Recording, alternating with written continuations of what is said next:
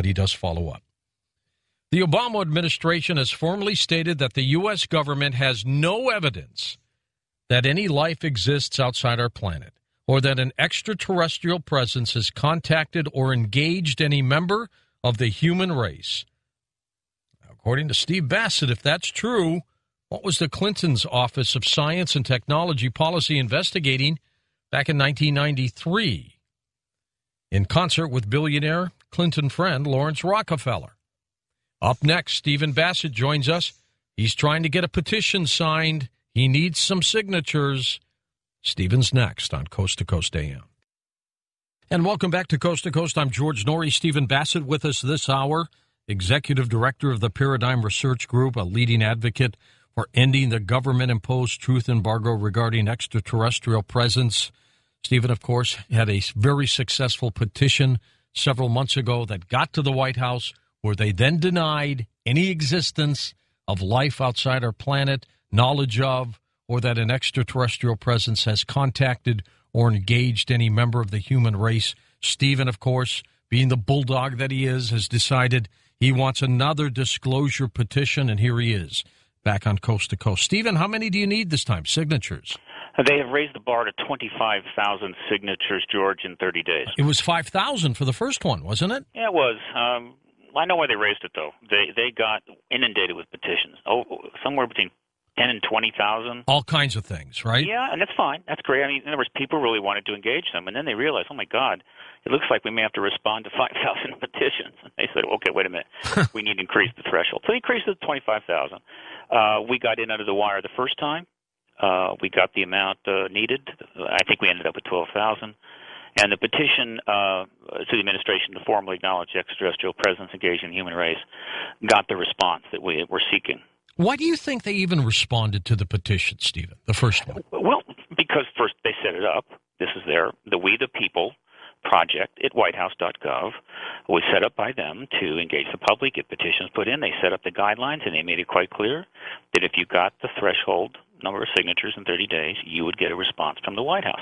There were some instances where they couldn't respond, and they noted that. For instance, they won't intervene or talk about an ongoing court case, things like that. Mm-hmm. But if the petition was within the guidelines, you were going to get a response. And so we certainly fit those guidelines. And so on November the 4th, that response came back. Now, George, let me tell you something. I am so happy to be on the show tonight, and I hope your listeners are paying close attention. They always do to you, Stephen. Okay, I'll take your word for it. Something very important is going on here, and most people in the U.S., the vast majority, do not know that is what's going on. And the people that do know don't quite realize how important it is. The purpose of that petition was to get the White House response. That was the whole reason. Some kind of reaction. Exactly. Why? Because, George, when they gave that response on November the 4th, which you can still see, it's up on their website, whitehouse.gov, We the People, it was the first time in the history of the phenomenon, George, that the White House has ever put a position on paper. That's right. Now they're on record. Yes. So this is a major breakthrough. They were on record, and the position they took, as you've stated, was in extremis. They made it quite clear in a few paragraphs. There is no and never has been any evidence for life outside the planet, or that any non-human intelligence is contacting human beings. And then the killer, the last one, no evidence that the United States government has ever hidden anything on this issue from the public. So they took the extreme position. That's their choice, no problem. All right. What that meant was we now had a stationary target, a formal statement by the White House itself, which makes it a very mainstream matter now. So if we go after that statement and we can show that it's false, which it certainly is, and we do it on the White House website, we very well may bring the press into this full bore, which is what has not happened. That's what you need. That's what exactly. And when the press finally bite down on a story, I know you've seen it over the years, and go into overdrive, no force on earth can stop them. It's like you don't give up. Well, but the thing is, the people aren't giving up. Look, you've got an audience there. Your audience probably knows more about this issue than any other defined group of people. No question about it. And they know about it. They know it's true, and they have been following this and staying with it for almost 20-some years now. And so they are in a position to make some history tonight, and that's why I'm on. And I'll now explain to you the second half of the story. Because, all right, it's been 4 months since the thing was launched. Millions of people have signed up and created an account at We the People. Millions of signatures have been gathered, all well and good. Now we go back in with the second petition, disclosure petition to the Rockefeller Initiative. And what this does is directly confront the position by the White House in a very interesting way. Why? How so? The Obama administration's Office of Technology Policy, which is run by Dr. John Holdren, was the source of the response to the petition. Fine, you expected that. 18 years ago,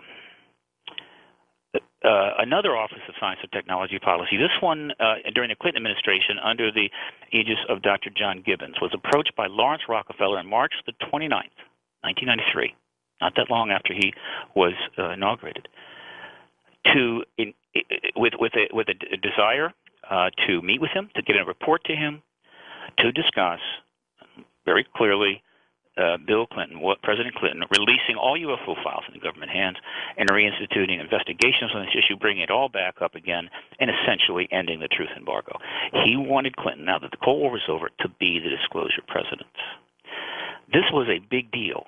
This was Lawrence Rockefeller, a billionaire, very much avant-garde, very much an environmentalist. He had funded many groups and paranormal researchers, including John Mack, Colin Andrews, and others. And he's a good guy. And so he walks in the door, and probably he should have been rejected out of hand, but he wasn't, because he played a very cool card. Shortly after he had approached John Gibbons, and of course, John Gibbons is there going, oh my God, I needed this like I needed a hole in the head. I don't want to deal with this. Lawrence happened to let it drop that he was seriously considering putting a full-page ad in every newspaper in the country calling for the release of all the files and reinvestigating the UFO issue. That would have got some attention. I estimated how many papers it would be and how much it would cost, and I put the price at around $30 million, which would have been for Lawrence's return on his investments maybe 3 months. And so, remarkably, as soon as he kind of let that be known, I think the response was, "Oh, no hurry on this, Lawrence. Let's don't get carried away here. Let's meet. Let's get in and talk, right?" And so, off the initiative goes. Now, over the next 3 years, many researchers were involved. There were meetings at the JY Ranch, his ranch in Wyoming, planning strategy. Mm-hmm. There were reports. There was investigations. Material was brought in. A book emerged from it. And then in 1995. President Clinton and his wife Hillary Clinton actually met with him at his JY Ranch to discuss this. Okay, fine. Pretty cool stuff, right? Huge story. Great stuff. Press cover? No. Didn't cover it. There was one article in the New York Daily News, and that's it. They just pretended like it didn't exist. Okay, well and good. After it was finally ended in late 96, Lawrence was getting quite old. Clinton was under huge attack about everything you can imagine, you may recall. Right. From that point forward, none of the people that were involved directly with it or knew about it have ever spoken publicly since at all. And not one of them has been asked a single question by the press. You know how it works. It's like, okay, look, we can't really talk about this because that could get things cooking here. So let's just pretend it never happened. Let's move on. Nobody's going to ask us, so we're okay. Yeah, we got it made. The press won't ask. It's don't ask, don't tell. All right, it's all good. Except for one small problem. Canadian researcher Grant Cameron, in the year 2000, he knew about the Rockefeller Initiative. He filed an FOIA to the Office of Science and Technology Policy asking for everything from that period regarding Rockefeller, UFOs, ETs, you name it. And for whatever reason, providence shone on him, and he got back 1,000 pages of documents confirming it all. Nothing blocked out? Nope, nothing. No, well, a couple of signatures, not much. So that was part of the creation of Grant's website, presidentialufo.com, which is one of the most important sites on this issue in the world. Stephen, hold on for a second. We're going to hit this break and come back. I want to talk more about this, your disclosure project. I want you to give everybody the way and the means to sign this petition. You need 25,000. We can do that in a night probably. I'll be back in a moment with Stephen Bassett on Coast to Coast AM. Well, next hour, investigator reporter Linda Moulton Howe joins us with stories of high strangeness, including, of course, this weird sound that people are hearing all around the planet. We'll do that next hour. When we come back in a moment, we'll chat more with Stephen Bassett about his disclosure petition, and we'll take your phone calls on Coast to Coast AM. We're with Stephen Bassett, and we're going to talk about the petition. Stephen, if people want to sign this petition, which is easy, it's online, isn't it? That's right. Here's the thing. The disclosure petition to the Rockefeller Initiative is up on the White House website right now. And has, I think, gotten 486 signatures since it was put up approximately 6 hours ago. The direct link to that petition is on the top of coasttocoastam.com right now in the speaker section. Or you can go to the home base for this petition, disclosurepetition.info. And you take a link directly over, and the petition that you're going to read is such. And when I read this, George, I think people are going to understand what I'm talking about, given the background we talked about before the commercial. Okay. Here is what could very well make some history here if we can get 25,000 signatures from the audience of this important show.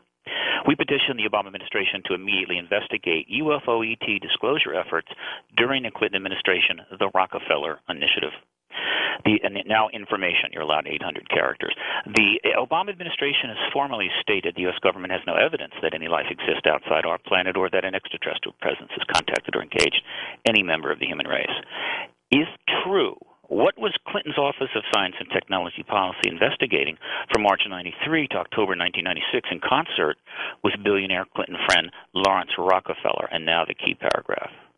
Those who knew and have not spoken publicly of this initiative include President Bill Clinton, Secretary of State Hillary Clinton, Obama Transition Chairman John Podesta, Secretary of Defense Leon Panetta, Vice President Al Gore, and Governor Bill Richardson. And then underneath that are two links to two websites. One is Grant Cameron's, and one is in my website. Right to the documents and the narratives that completely confirm all that took place from 93 to 96. In other words, we're not making this up. The proof from the government's own documents is right there. This is sitting on the website for anyone in the world to read, including any member of the press. Now, I specifically waited until there was a slot available on Coast to Coast to launch this petition. It was launched 6 hours ago, to maximize the potential to get those signatures within 30 days. At the same time, today, PRG put out a worldwide press release through officialwire.com, a very, very good organization. I recommend it, that submits press releases to over 200,000 global media points of contact. Huge. And several more will go out in the next couple of weeks. Meanwhile, I have about 25 interviews already scheduled for March, probably going to add 20 more. Good for you. And so essentially, what has to happen here? We need 25,000 of your audience to go to We the People at whitehouse.gov or hit the direct link. And when they go there, if they don't already have an account there, and many do, and they select a petition. But this is free, right? Oh, it's all free. Yeah, absolutely. It's all free. Okay. They select a petition, and then if they don't have an account, they have to create an account. So they click on that, and then they have to give an email address and their first and last name. Some people might be a little hesitant about that, Steve. Some are, and I appreciate that. And if they don't want to do it for that reason, no problem. Again, we got millions of people out there. We just need 25,000. Right. Now, they only publish your first name and last initial, so that's kind of nice. You can also provide a city and state if you want, or city and country. Anybody in the world can sign. You get back an email with a verification link in it. You have to click. This is standard. We've all done it before. Mm-hmm. And a password you use to log back in. Then you can sign all the petitions you want, We the People, for now and into the future. And it takes, for instance, at that point to sign the petition about 5 seconds. Now, the 5,000 people who signed the first one, are they already registered? 12,000 people signed the first one, and yes, they are already registered. Okay. So they can just go over there, use their password, log in, and sign. It takes about 5 seconds. So that's the situation now. Here is what can happen. This is where it really gets interesting.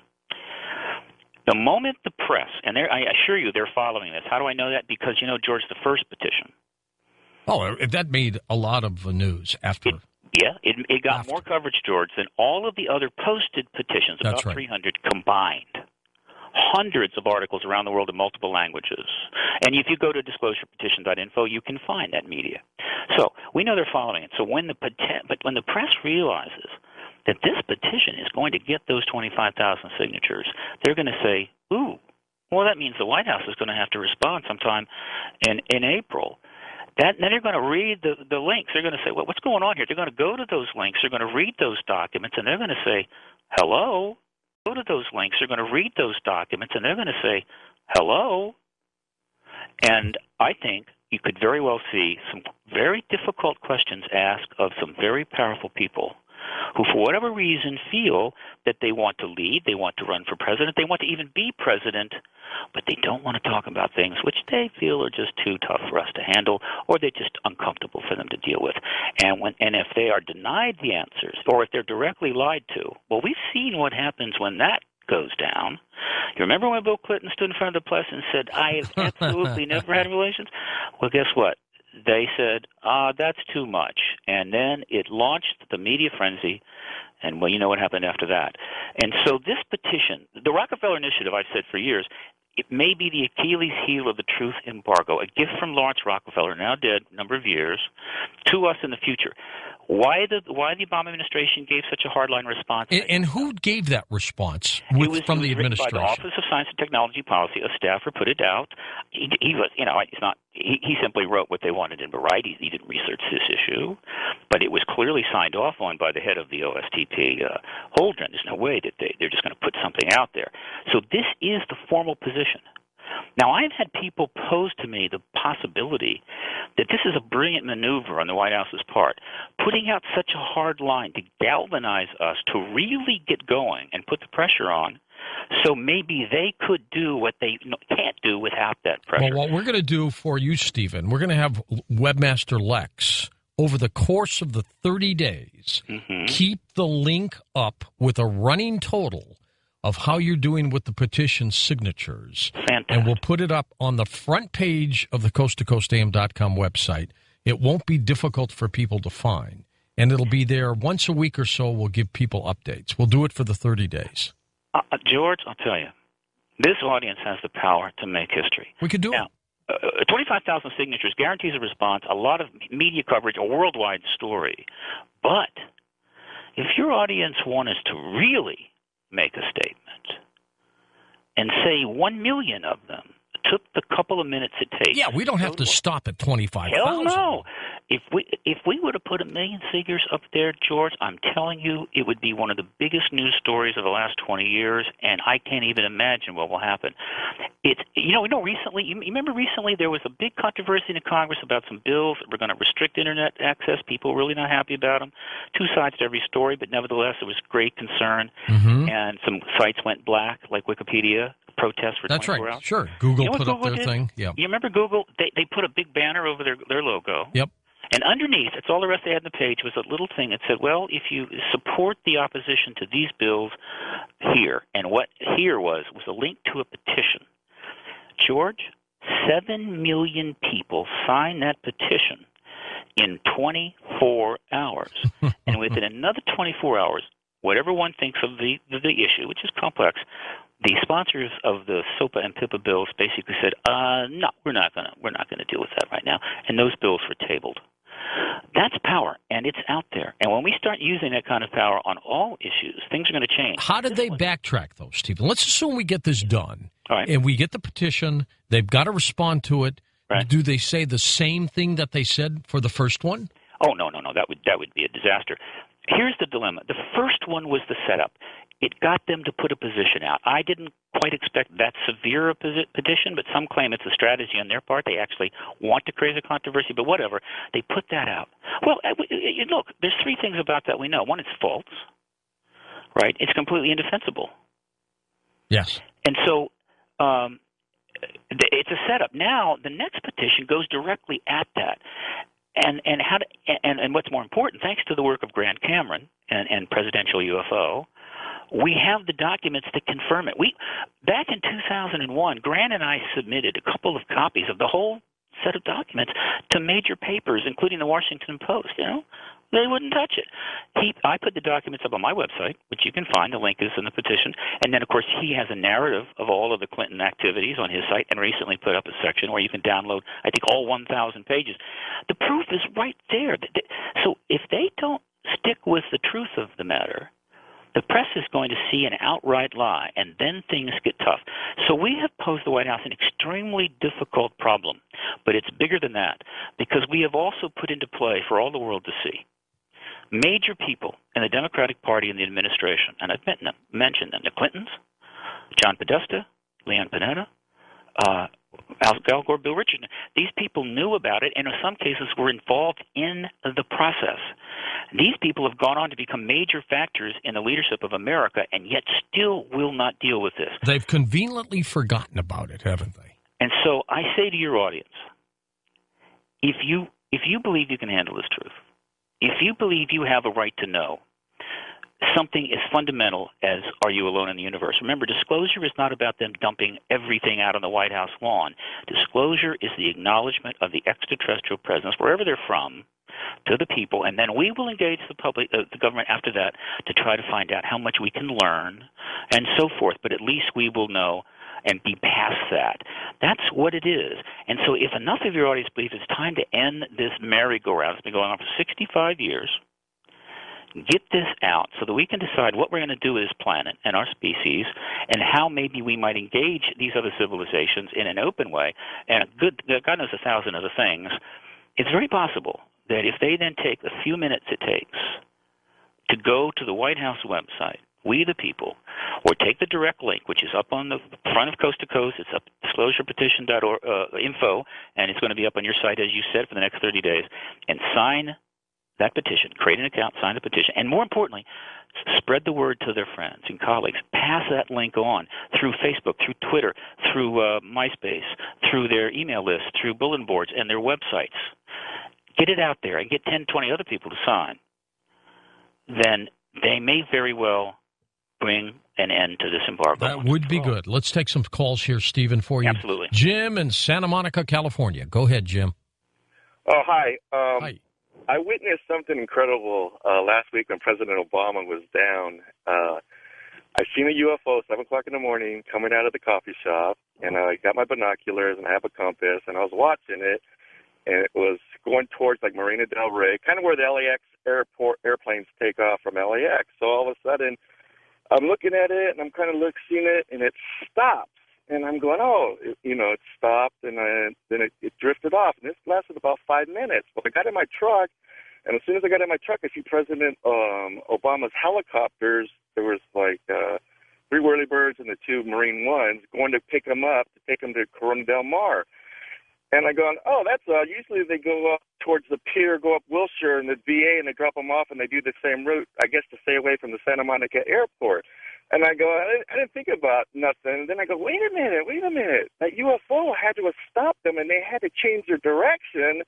So the UFO was like, stop. And I'm trying to think of it. They had to take a different direction because there's this UFO standing in front of the airport airways. And so then all of a sudden I'm going, and I was talking to a guy in an Air Force uniform today walking in Santa Monica, and I told him about it, but I forgot to tell him some F-16s were scrambled because I guess an airplane or something. So I'm going to start to piece together if the F-16s were probably scrambled for this craft, because he left, I think this is 7, he went to Corona Del Mar, then he left to San Francisco about 12, but I'm saying it's like they're getting involved, extraterrestrials are getting involved. Well, the sightings go on. They're going on all over the world.